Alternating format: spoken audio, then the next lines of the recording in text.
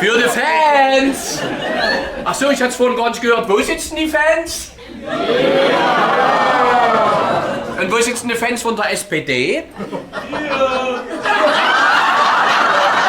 Oh, wenigstens einer. Ein Versprechen. Meine Frau ist ein Fass ohne Boden.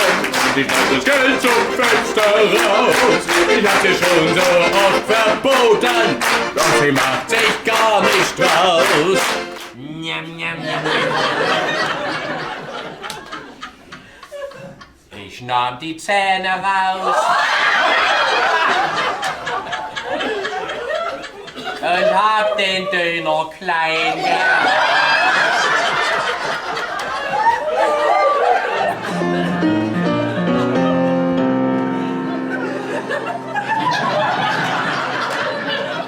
Weil du das letzte Mal in runtergelassene Hosen vor dir gesungen? Nein,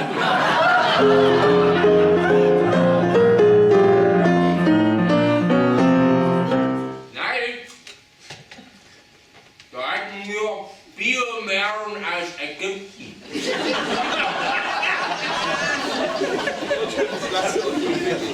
Haben wir ungeschält verfüttert an unseren Rammler Rudi. Nächsten Tag lag der im Stall wie Ramses im Mumien.